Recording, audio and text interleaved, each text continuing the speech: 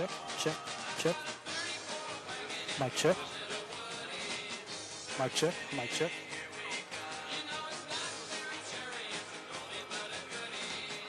You're not hearing it? I'm not getting, I don't think it's on. Oh, it is right there. Check, check, check.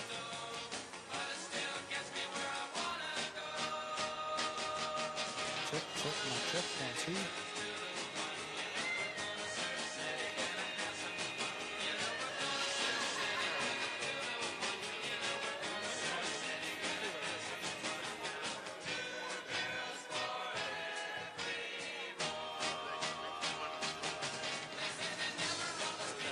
Check, check. Check, check, check, check. It's going to be way too, I had turned all those down, so it's way too hot. I know, I'm saying.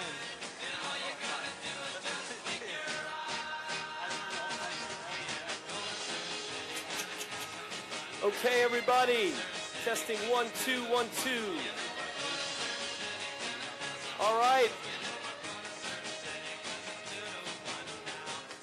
Testing 1, 2, 1, 2. Okay, we're going to get started here, everybody. My name's Tim Desher, the Executive Director here at Unleash Prosperity. I want to turn it over to the big man on campus, the boss, Stephen Moore here. He's going to give an introduction to the governor, and we'll get started with Vote With Your Feet. Big pride of the year. Steve? Hello, everybody. Thank you so much. I appreciate everybody coming out on a hot summer afternoon. This has been a project, by the way, the great governor, is it the state or the Commonwealth of Virginia? Okay. So the governor of the Commonwealth of Virginia, Glenn Youngkin, is here. So appreciate so much your participating in this. So I'm going to give a kind of brief overview of the project, and then we'll hear from the governor, who knows a lot about why some states grow and others don't. And then we will be taking some questions from you. So this is a project that has been about 2.5 years in the making. We had this idea. Look, let me put it very simply. I believe the single most important thing that is going on in this country economically and demographically is the massive shift in migration that's happened over the last 10 to 20 years. It is accelerating. It is not decelerating. And the quick picture here is that you're seeing a big migration of people out of the old Northeast, which once was the dominant region. For 20 years, Governor, the Northeast was the power center of America. And you think of New York and Philadelphia and Baltimore and New Jersey, and that area was the kind of apex of American economic and financial power. That is no longer the case. Just 2 years ago, for the first time in history, the Southeast is now the dominant region of the country in terms of production, and that includes obviously Florida, Texas, Virginia, North Carolina, Alabama, Arkansas. In fact, what's really interesting about this study that we've done is the states that used to be considered the backwater states, like Arkansas, Alabama, Mississippi, are growing, and states like New York and Massachusetts are losing population to Arkansas and Alabama. That tells you a lot about how bad those policies are in those states. So I thought I'd just very quickly show you a demonstration of the project. We did this. We want this to be available for demographers, for students, for people who are trying to understand economic policy. And we made it as user-friendly as we possibly can. So Jackie, if you can put the first slide up that shows what is going on with respect to this. So the website is called votewithyourfeet.net, and so it is available to anybody. It's obviously free. We've made it as user-friendly as possible. And let's start with what is going on with respect to these population movements. And this is pretty amazing. You can see that the states that have grown the most in population over the last 10 years, and these are gigantic. These are net numbers, by the way. These are the numbers of people who moved into the state minus the number of people who've moved out of the state. And you can see the big winner in this sweepstakes has been Florida, which has gained almost 2 million people on net. That's gigantic. That's four to five congressional seats right there. And then you can see Texas. There's a real competition between Florida and Texas to see which state can outdo each other. It used to be Texas, but about 3 or 4 years ago, Florida overtook Texas as the #1 state of migration. And then you look at some of these other states. I mean, look at what's going on here. You see North Carolina, you see Arizona, South Carolina, Tennessee. You notice anything the same about all these states, Governor? They're all states in the southeast region of the country. Washington State is one of the kind of outliers, but Washington State is a state that has no income tax, so it's not surprising they're gaining population. So these are enormous numbers of people that have mostly moved. Well, let's show next the states that people are. By the way, these are the official Census Bureau data. We're not making this data up. We took it straight from the census. And you can see that the losers here are pretty remarkable. California and New York have been the biggest losers. And incidentally, you could understand maybe why people would want to move out of New York. The weather isn't always so great. It's a northeastern state. It's cold there in the winter. But how do you screw up California, Governor? I mean, really, that is a slice of heaven. It has the most beautiful mountains, beautiful people, beautiful oceans. And this is the first time, Governor, in history, the history of our country, that California is now losing people to others. It used to be a place where people wanted to go to. And this is a good demonstration of what happens when you put in place years and years and decades of bad policies. Incidentally, the 2 states in the country that have the highest income tax, guess which? California and New York. And then you see my home state of Illinois, which has just been ruined by progressive policies. What's happened to Chicago has been really devastating, and you can see some of these other states, Massachusetts, et cetera. So what you get, you're starting to get the picture here, right, that people are moving out of the Northeast, they're moving to the dynamic states of the South. I want to just interject one other quick thing. When you look at states as a percentage of their population, because Florida and Texas are already big states, but the states that, of the mountain states, states like Utah, Montana, Idaho, are growing very rapidly as well. In terms of percentage terms, they're actually growing just as fast as Florida and Texas are. So what you're seeing is the coasts are not doing so well, California and the Northeast, and these states in the mountain region of the country and the Southeast are doing really well. The next one I'll show you, can you show the next chart? Thank you very much. Is now the second part of this study that I think is maybe even more interesting than the population numbers, Governor, is we now have IRS data that tracks where people, we don't know who they are, but we know what their incomes are on their tax returns. So we have a pretty good indication of where the money is flowing into.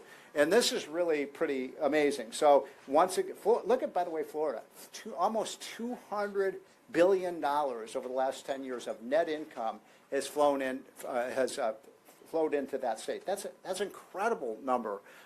It's one of the reasons Florida is such a prosperous state right now. We're trying to buy a home in Florida right now. We can't afford it. I mean, it is a... Okay, right. Great idea, Governor. And so Florida is the big sweepstakes winner here. Texas is obviously doing well. I was surprised that Texas is gaining about as many people, but basically what this is telling you is that people with wealth are moving to Florida. And then you can see Arizona, North Carolina, South Carolina, et cetera. Before I forget, because this is a really important point, it's the reason we asked Governor Youngkin to come, is Virginia is an example of a state that got it wrong for the last 10 years. Your predecessors did not do a very good job of attracting people. It was high taxes, too much regulation, too much crime, all of those things. And you have turned that around, Governor, and our studies indicate, and the Census Bureau confirmed this, that last year, for the first time in a decade, Virginia is now a state people are moving into. So congratulations for that. That's an amazing feat. You've made a huge difference. Show the next one. So those are the states that have gained, and then this is the sad story. Same thing. New York and California and Illinois are just being bled to death. And the way I put it, Governor, is that these states need to change or die. They need to change or die because this migration will continue. Some of our friends on the left and some of our Democratic friends like to say, well, taxes don't matter that much. They don't really have an impact. You're looking at the impact of taxes right here. I mean, this is, and incidentally, I've debated some of my liberal friends for 25 or 30 years. And the one thing they cannot explain is why it is, if their progressive policies work so well, people are voting with their feet against it. And they really have no response for that other than air conditioning. And by the way, air conditioning is a factor behind the rise of the Southeast, but it is not the whole explanation. So that just shows you the states that are growing. Finally, I don't know if we can put this on the screen. Can we do this, Jackie, and show just a quick demonstration of how the website works? Okay, so this is something that Jackie did yeoman's work in putting together. And you can see what's kind of fun about this is you can look, you can click on a state, and then you can click on a second state, and it'll show you how many people are moving from one state to another. So let's start with, Jackie, let's do how many people have moved over the last 10 years from California to Texas. So you can see that's a big number. That's a huge, huge number. Now, and by the way, you can see the moving van, and you can also do it with respect to the money that's changed. Can you do well, before you do that, let's do the other one I want to show you. And by the way, as we get in the Q&A, if you have questions about certain states, we're happy to do the demonstration. Let's do New York and Virginia. Let's see how that turned out. So that's a New York to Virginia. What is that number? That is a big number of people who moved out. So you're the beneficiary, Governor, of the bad policies of New York. So I want to turn it over to Governor Youngkin, who has been a superstar. I met the governor when he first started running for governor. I said, "You crazy? You're going to give up this great life that you have to run for governor." Ran a spectacular campaign and has been one of America's great governors over the last 4 years. Ladies and gentlemen, Governor Glenn Youngkin of Virginia. I'll leave that one up there just for a minute. I have two. So first of all, thank you. While this is up here, I just want to point out two things.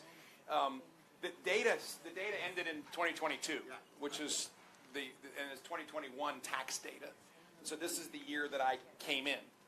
And I will tell you, I think there are two states on here because they have different governors that are changing. And I will tell you, Virginia, I know, is changing. And on the other slide, where the other one was, Louisiana.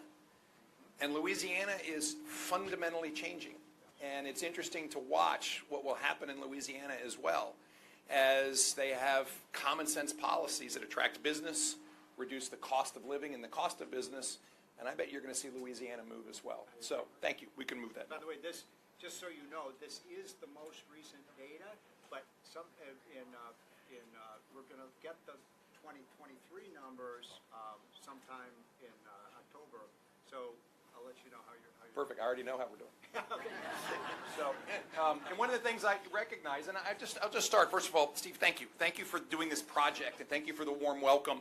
And thank you for shining a spotlight on something that I think has probably been in your DNA for decades, which is to unleash prosperity. How about that for a concept? And to unleash prosperity because you believe in individual liberty, and you believe in free enterprise, and you believe that, in fact, those influences move businesses and people, and we could track this. And that's why I always read every day, and if you don't, read the Unleash Prosperity hotline every day. Yeah. Because I'm telling you, it is outstanding. It is outstanding. How do we get it? UnleashProsperity.com. Go get it. But it's part of my daily reading, and the reason it is because there's always, actually, usually 4 or 5 great nuggets in there that either reinforce something that I have been struggling with and give me a new perspective on it, or plant a new idea. And so thank you. Thank you for always pressing our thinking. Governor, the reason he likes it is we keep praising all the great things. Yeah, there we go. Well, there's lots of challenges in there. About those numbers on crime in Virginia, they're amazing. They're amazing. I mean, the bottom line is we've dropped murders in Virginia by 30% simply by putting more badges on the street. How about that for an idea? More badges on the street. And by the way, we have the largest training class in our state police academy that we've had since 2018, the 3rd largest one in the history of state police. So guess what? You back the blue, you fund them, you stand behind them when they have challenges, and you celebrate them with their wins. And people want to be police officers in your state. And more police officers means lower crime. That's just that simple. You are not alone in what you do. And Art Laffer has been an amazing friend to me and partner for you. But you also have a great executive director of communications, and I just want to thank Tim Dosher for all your work, Tim, and getting ready to get. I don't know where you are, but you're in the room here, so thank you. And then I want to point out Justin Valles-Hagen, who is my deputy chief of staff, and Justin is the keeper of all data. And so thank you, Justin. But what we find is that this concept of migration is not something that people had really grasped onto. I have been talking about this for 5 years, and for 5 years I have been basically an apostle talking about the fact that if you have fewer customers today in your state, fewer people than you had yesterday, your state is heading in the wrong direction. And when those people take their money with them, and that money represents a disproportionate amount of your state's economic activity, you got a major challenge. And I have to say, Steve and I just hit it off literally like two kids in a candy shop, because we started talking about this right when I was running, and I finally found somebody else on the planet that would listen to me. My wife was even not listening to me at that point. She's like, honey, I know this, out-migration, I get it. But at the end of the day, this is at the economic and, by the way, the financial heart of a state.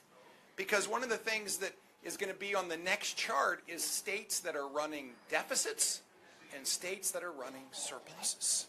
Because if you are shrinking, you are running a deficit. And if you are growing, you are running a surplus. And it's just that simple. And that's the difference between winning states and losing states. And that's why you can look at the states that are increasing even their share of new jobs and people, and they're the ones that get to invest time and time again, and the ones that are consistently offering tax relief time and time again. And how about this for a basic economic cycle? We're going to reduce your taxes. And then we're going to see more people come to my state. And those more people are going to bring with them their income, and they're going to pay taxes. And then we have a surplus. And with that surplus, we get to invest in education and law enforcement and behavioral health, and we get to reduce taxes again. And guess what? More people come. And this virtuous cycle actually works. And we know it works is because that is what we've unleashed in the Commonwealth of Virginia. In 2022, we saw 10 years of data like this, with more people moving away than moving in, on average about 15,000 net out-migration to the other states for 10 years in a row. Now, by the time you get 10 years into that, that's not just billions of economics that are going away, but it's about $500 million a year in tax revenue that disappears. Your tax base goes with them. And so in 2023, after we had our first round of great tax relief, and we had our first round of businesses coming to Virginia, in 2023, for the very first time, Virginia broke the mold. And we were number 9 in the nation for net in-migration, coming from number 40 the year before. That is the big shift.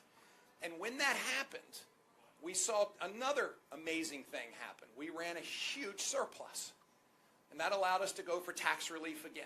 And that allowed us to invest in all the building blocks again: education, law enforcement, mental health, and by the way, running government more efficiently.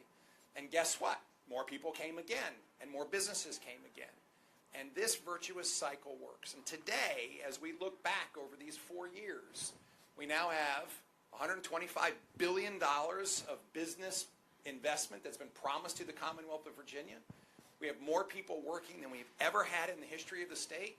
The 2024 data, again, suggests Virginia's net in-migration. I actually watch all this data, van line data, and anything I can get people to move. I actually stand at the border and count sometimes. But at the end of the day, Allied Van Line says we were number 5 in the nation in net in-migration in 2024.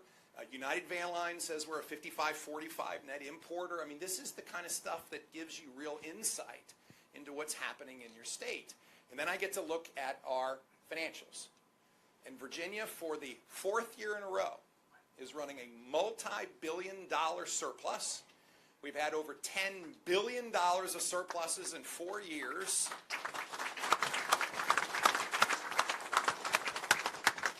record invested in education, record investment in law enforcement, record investment in behavioral mental health, record investment in taking care of God's green earth, because I believe that if we take care of it, it'll take care of us, and $9 billion in tax relief during this entire time. It works, it works, it works. And the states where it is not working, we see over and over again. And those states continually see out-migration, businesses leaving, and as a result, deficit after deficit. And what do they have to do? Because they refuse to cut spending, they raise taxes. They raise taxes. And all it does is turn their out-migration faucet from medium to high, and before you know it, those states are in trouble. And that's exactly what you see. My friend, Governor Little, who is in Idaho, will frequently say, as he and I were on an economic development panel last week, he says, the very best economic development program I have in the state of Idaho is California. It's true. And I have to say, there's a state just north of us where they have now become the third heaviest tax load in America. We have more people moving here from there by just a huge factor. And in fact, just recently, one of the chairmen of their Senate Economic Development Authority, who voted to raise taxes on business, then moved his business from Maryland to Virginia. It happens. It works. So, Steve, thank you. Thank you for caring so deeply about not unleashing prosperity in itself, but recognizing that we as decision makers can make a decision every day to help our citizens be more prosperous, to help our states be more successful, and the formula is not that hard. We just got to do it. So God bless you. Thank you, and I look forward to the conversation. All right. We'll take a few questions. I just want to punctuate a few points that the governor made. He kids me all the time because I actually moved from Virginia to Maryland about 6 years ago, and I'm kind of regretting it. And you know, I live in Montgomery County. In Montgomery County, Maryland, I don't know if you're familiar with this. We have a 6% state income tax, and Montgomery County has, I don't know, Virginia, do you allow cities and counties to raise? No, the cities and localities don't have an income tax, Right. but they've all figured out they have well, a Maryland meals does. tax now. Maryland does. So I'm paying a 9.5%, and I'm not rich. I pay 9.5% income tax. So I may be coming back to Virginia thanks to you.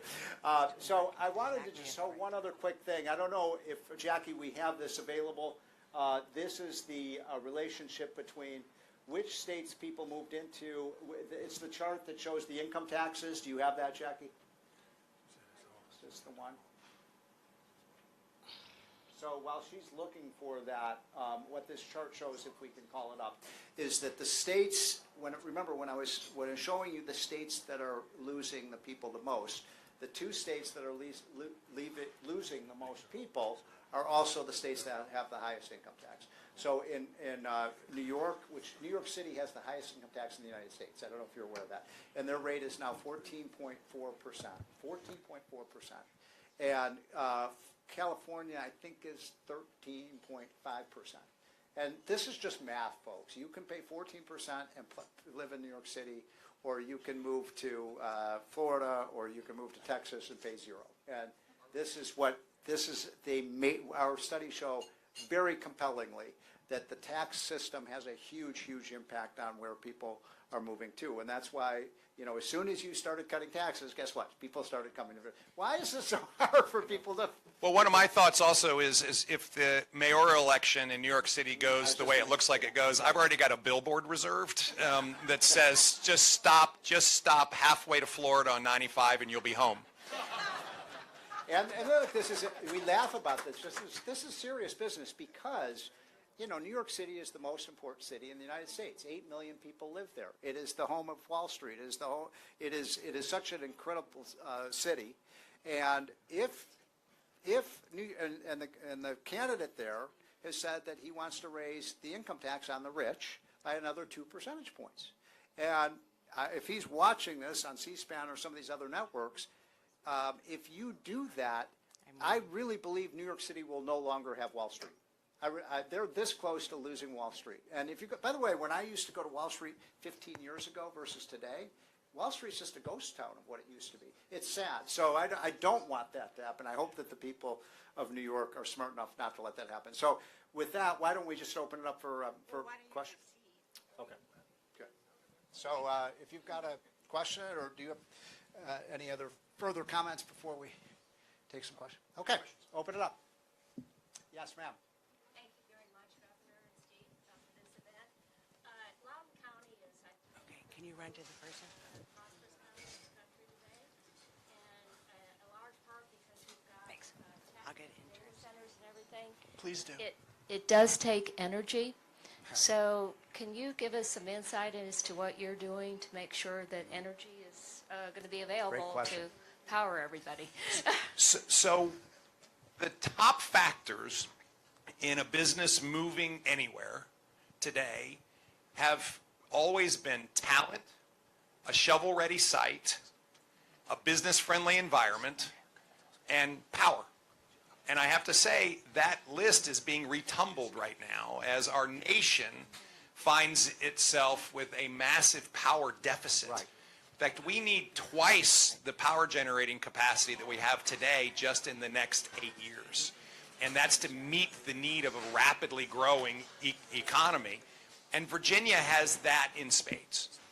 Historically, particularly in the last 4 years before I came in, the previous administration passed a Green New Deal. And they basically said, we're going to dismantle all hydrocarbon-based power generation and replace it solely with wind and solar. That's it. That's all you got. And they also based all of that on an economic forecast that had flat growth. No job growth, no economic growth, and by the way, folks, no state growth. And that reflected their view of Virginia's prospects. Now, 4 years later, Virginia's growing like crazy, and we need more power. And so I brought an all-American, all-of-the-above power plan back in late 2022 and said we need it all. We need anything we can build, but particularly we need natural gas, and we've got to go build a lot of natural gas generating capacity. We need it now. We need to develop nuclear faster than anybody else, and we're not going to dismantle anything that we've got because we can't replace it with weather-dependent power generation.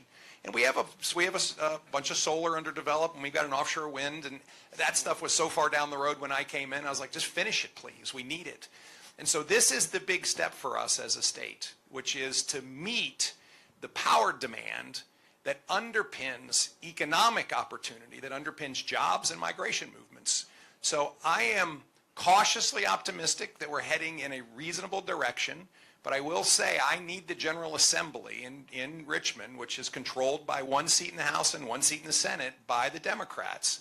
I need them to start undoing the Virginia Clean Economy Act, because without us undoing it, we are going to be limited in how fast we can grow. And I don't think Virginians should be limited. I think Virginians should be allowed to run as fast as they can. So this is our next big step. And I've even heard a couple of the senior Democrat leaders saying what I've been saying for 4 years, which is the Virginia Clean Economy Act doesn't work. So I bet a lot of people, in this room and a lot of people around the country don't realize that the largest data center in the country is there in Loudoun County. A lot of people even in Loudoun County don't know it's there. Virginia's the largest data center market in the world by a factor of 4. So are you going to have enough energy?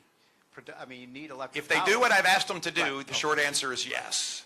If they reverse trend and stop the development of gas, stop the development of nuclear, and then pick back up the dismantling or decommissioning of our existing power stack, then we could run into real problems.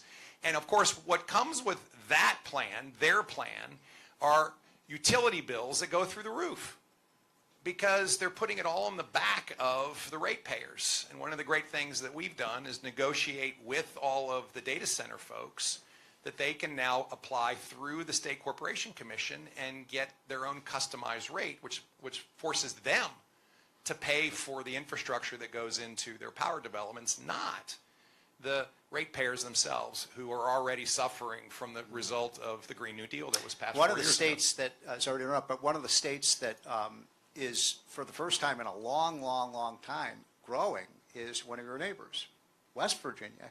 And one of the reasons West Virginia is growing is because they have bountiful energy. And so, and Virginia does too. And so it's frustrating that so many states are. But one of the things that I've been so encouraged by the leadership in West Virginia is that they recognize they have an advantage.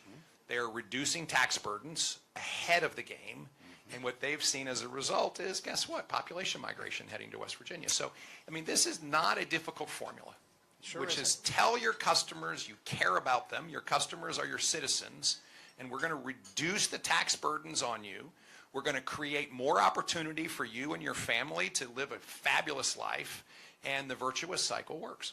So if people want to see exactly what the governor's talking about, go to our new website, votewithyourfeet.net, and you can find these migration patterns. And you're exactly right, by the way, that energy is so important to this formula. Other questions or comments? Hello, Dr. Myrtle Alexander, here in Washington, D.C.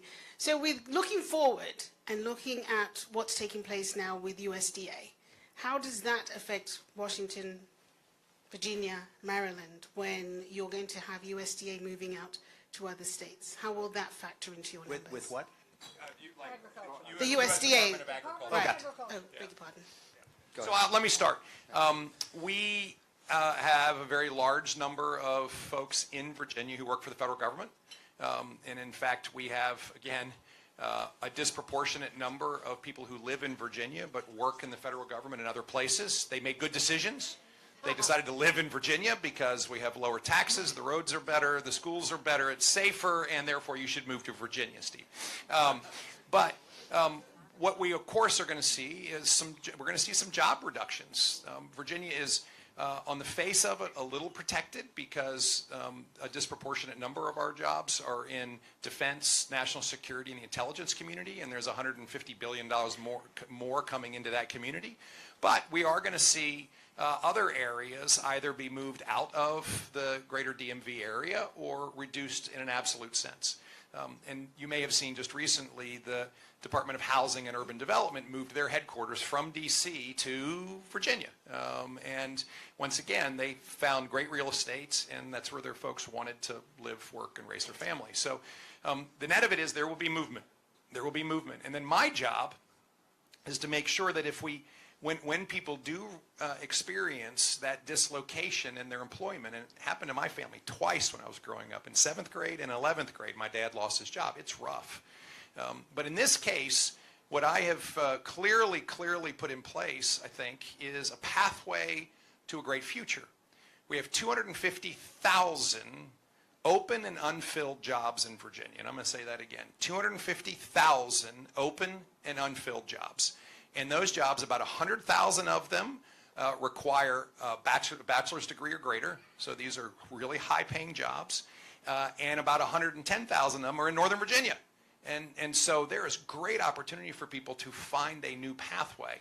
And then we have laid out, if anybody's curious, at virginiahasjobs.com, a pathway for people to find educational resources if they need a credential or they want to get a master's degree or take a course. We've got all that online ready for people to sign up.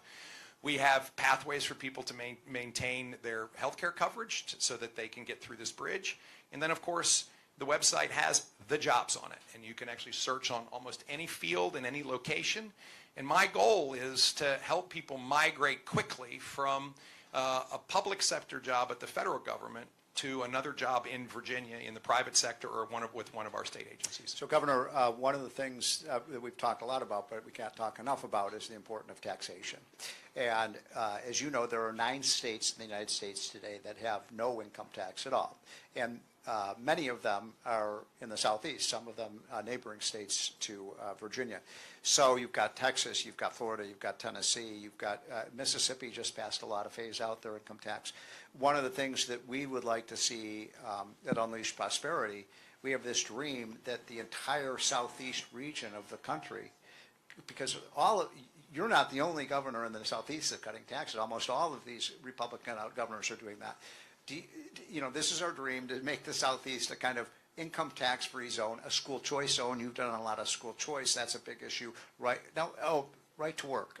Virginia is a right to work. Virginia is a right to work state, and we need to elect the correct governor candidate to maintain a right to work status. Because we find that twice as many jobs and people are moving to right to work states than forced union states. So just any thoughts about what you also see is that the states that are aggressively moving to phase out their personal income tax have one single characteristic: unified Republican leadership in their General Assembly and their governor's office. It's just it. It's just true. And so West Virginia talks about it. That's what they're working toward. You've mentioned Mississippi. And that's why elections matter. And so, I have been in divided government since the day I came in. I will say that common sense does prevail when the doors are shut most of the time, and you can usually convince people with all of the data that we've been talking about that the future of Virginia requires us to have tax relief and to invest in site development and economic development. But the reality is that every time I have moved to really restructure our tax code, I get blocked. And I do think somewhere along the way, Virginia is going to have to wake up and recognize that the states just south of us are eliminating, or at least substantially reducing, both their personal income tax and their corporate tax. And that is a really important milestone. Virginia back in 2012 was one of the low tax states in the Southeast. And now we find ourselves chasing in order to keep up with the tax reductions that have been placed out. So again, the formula is really straightforward. I have been advocating and an apostle for it since the day I was elected. And the states who figure it out are the ones that are going to continue to compete and win, and the ones that don't are going to fall behind. Well, that's what VoteWithYourFeet.net is all about. So one other issue I wanted to bring up with you, you mentioned energy, and thanks, Ann, for bringing that up, because I agree with her and you that is a huge issue. I don't think a lot of states are prepared for the increased demand. It could be double or even triple over the next 10 years. The other issue, of course, is housing. And we have a housing shortage in the United States. Trump has talked a lot about this. We've been doing our analysis, and I'd love to get your perspective as a governor. It's pretty clear that the states and the cities that have the worst housing shortages are states that have two things. One is rent control, and the other is very strict zoning laws that don't allow multifamily homes to be built. Are you doing? What are your thoughts about that? Are you doing anything, Virginia? So on top of that, I think you should have a fourth page on Vote With Your Feet, which is just housing development by the numbers. And you literally can see the number of homes either based on the current census of homes or per capita. And you will also see that these same areas that are growing the most actually have the largest home production. They just do. And states that are struggling with home production are the ones that are losing people. And then there's folks like Virginia where we straddle. And Virginia's got a challenge. It's been one of my big issues, which is so much of home construction and the zoning for home building is handled at the local level. And the state, we have streamlined regulations. We've taken out 80,000 regs in Virginia. 25% of our reg base we have streamlined. It saves people $1.2 billion a year. We've taken $25,000 out of the cost of a home by redoing the regulations around a home. But the flip side is, if the local authorities are going to continue to proffer people to death, and those of you in the real estate industry know what that is, they just layer on requirement after requirement after requirement, and before you know it, it becomes uneconomic to build medium-priced homes. And the only homes that make sense to build are big ones, because you can overcome the development cost by the absolute price of the house. And so this is a huge thing for us. And I have really started to put a huge amount of pressure on our localities, to the point where if you want economic development assistance, you got to come to me with a housing plan on how you're going to enable the construction of housing units to be workforce housing for people who are going to move there. We've got time for one or two more quick questions, if you've got one, sir. Okay. You and then you. My name is Marnix van Rij. Actually, I'm from the Netherlands, as you might hear. We just moved, my wife and myself, to Virginia last year. But I'm American. but she's American. I have a question because I'm pretty impressed about what you just said, and what we do see. The Netherlands is also is a relatively small country, but a big economy. We are one of the major investors in the United States, both companies, but also institutional investors. Your president has concluded a trade deal with the EU, and as you know, part of that is an investment of at least 750 billion in the United States. How are you going to promote Virginia, especially for foreign investors? Because I'm a former Minister of Taxation in the Netherlands. So I heard you talking about the personal income tax and the corporate income tax. These are crucial factors for foreign companies to invest. And I would love to see at least Dutch and European companies investing in Virginia. Okay, great question. Great question. And Thank you. We live in Falls Church. Hooray. I hope everybody that doesn't live in Virginia is feeling compelled to move.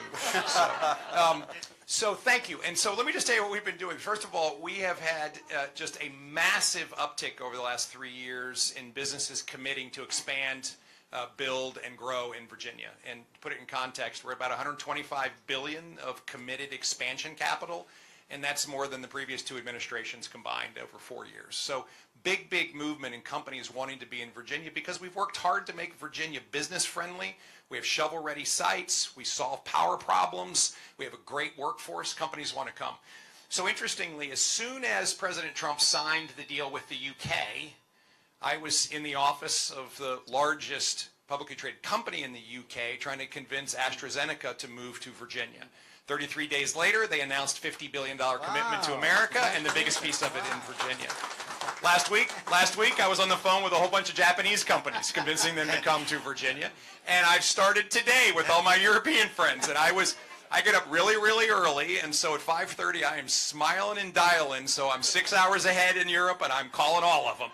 But the bottom line is, there's a moment here where there's an investment decision to be made, and whoever's there first is going to have the best chance to explain why you should come to Virginia. For those of you like football, I am in the SEC of economic development. I mean, I'm competing against Tennessee and North Carolina, South Carolina, Georgia, Florida, and Texas all the time. And I got to get there first. How much you paying those quarterbacks? Yeah, well, NIL's another problem.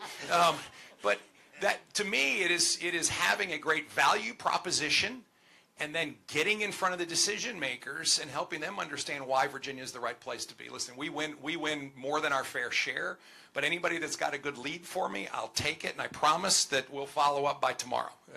No issue at all. Thank you. Last question, and then we're going to cut this off. So. How about this side? I don't want to abuse your time. No, I'm good. All right, so we'll take a couple more, but we'll go Sure, yes. speed round. All right, real quick. As an economist, it's great you're talking about taxes, talking about regulations. Those are key to coming in. But also the underlying issue is you got a special election in the 11th district, which I'm in, and we have a governor race and lieutenant governor race. What are your thoughts on all that? Okay, So, hold on. yeah. We'll just take a couple, and then I'll. Okay, we'll clump them all up. Yeah. My question, well, I did come from Texas 2.5 years ago, so I feel safe in this room saying that. My question is I'm into healthcare policy, and actually one of my dreams is to get a research institution. I did go to law school to study healthcare policy, and I know that Virginia has CON laws, the Certificate of Need laws. And some of the states, like Texas and Florida, have kind of eased up on those certificates to make it a little easier for competition in the healthcare industry, which will drive prices down. So I just wanted to know your thoughts on that and possibly changes in that, since they're so all old and outdated. And while you're, by the way, as you probably know, our mutual friend Arthur Laffer is really into this idea of healthcare price transparency. So could you kind of add that into the mix and take those on? Yeah, and then we'll take one over here. So first of all, we have a giant election in Virginia, actually two. September 9th is CD11. That's a special election. And then we have... Good candidate. And we have a great candidate. I was with him this morning. But on top of that, we've got a big election on November the 4th. And so elections matter. I can't put it any other way. I mean, if anybody hasn't figured out that elections have consequences, they have not seen the nation in the last 6 months. I mean, think of the difference today than where we were this time last year. And so elections have consequences. We've got to win elections. We won in 2021. We've got to win in 2025. And so anybody who is in Virginia, we need you to get out to vote. And let me tell you, vote for Winsome Earl Sears for governor. She will continue what we're doing and do a great job. We'll do a great job. On the healthcare front, first of all, I am a big fan of competition. And therefore, I would look forward to inviting you to help me grease the skids with our General Assembly on why it is a good thing. Remember, I've got people on the other side who I always talk about cutting red tape, and I've started to change my tune. I call it cutting blue tape because we know where the tape comes from. And so I need some help cutting some blue tape. That'd be awesome.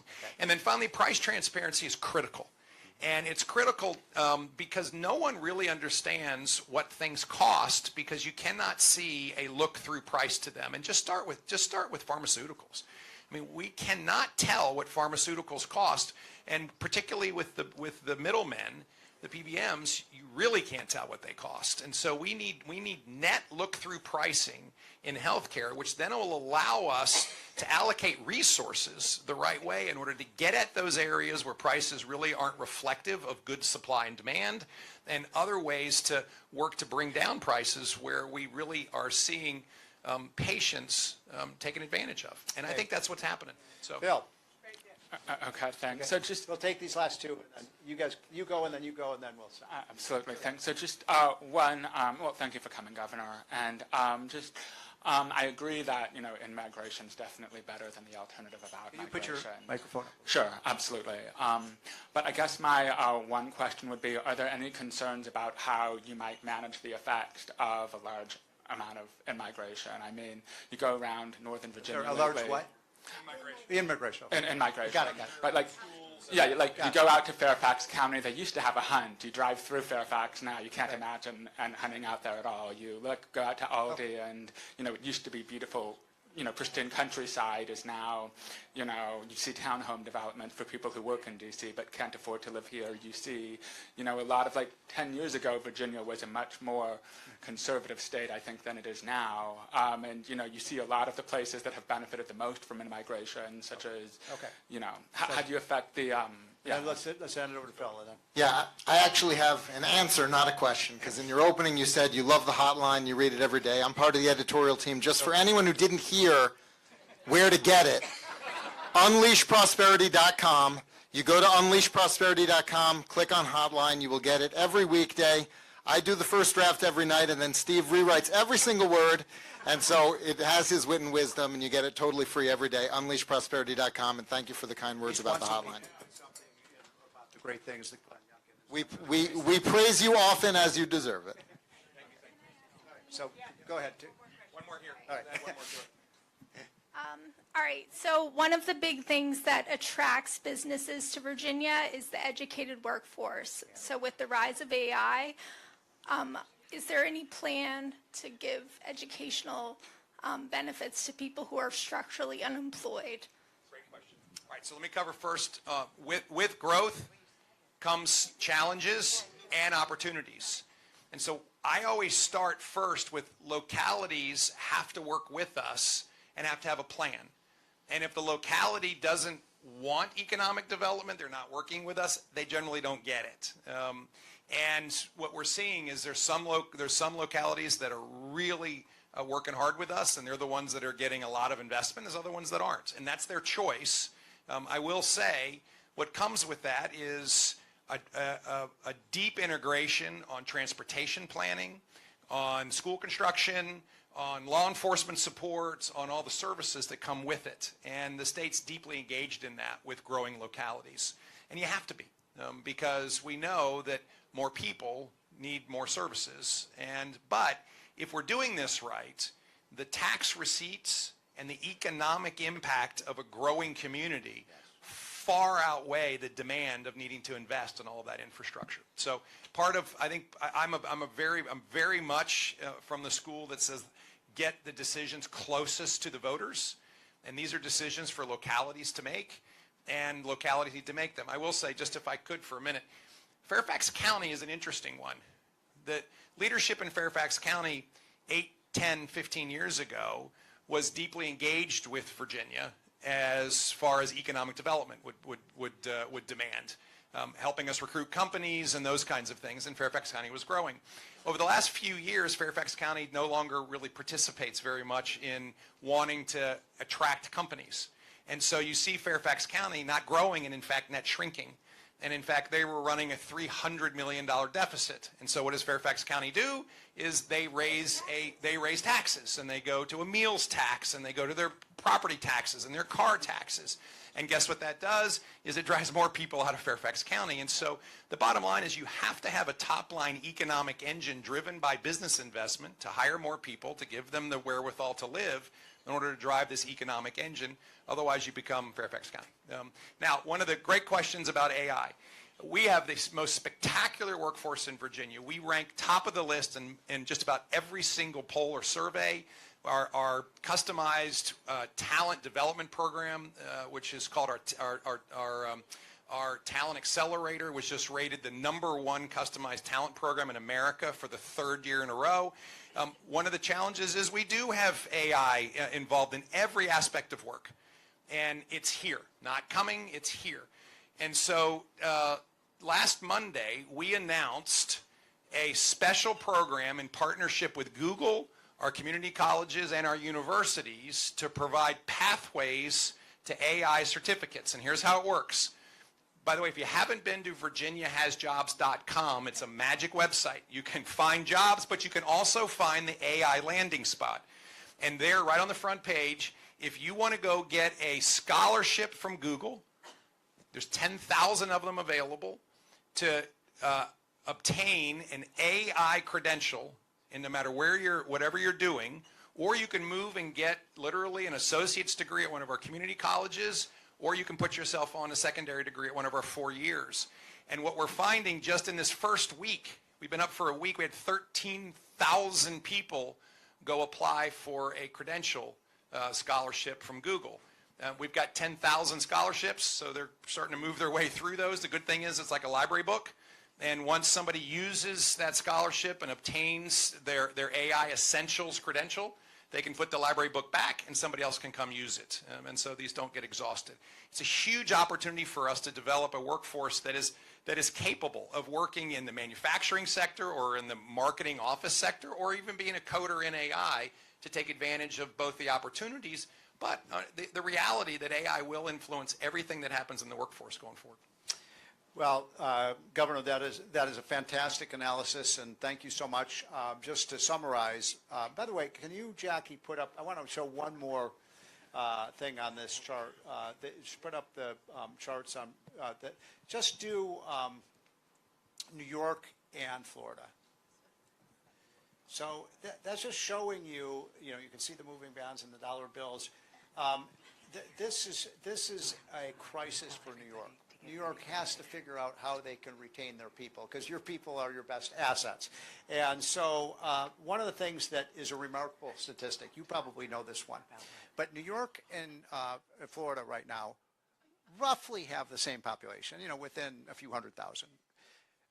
New York spends twice as much money per person on their government as Florida does. Think about that. New York spends twice as much money per person as Florida does. And I've been to both states, and I would say Florida has superior public services than New York. So the question is, where is all that money going? And that's the same thing with Texas and California. You have been a fiscally lean governor who's invested in the right things and taken money out of the things that we shouldn't be spending money on. And so congratulations on your great job.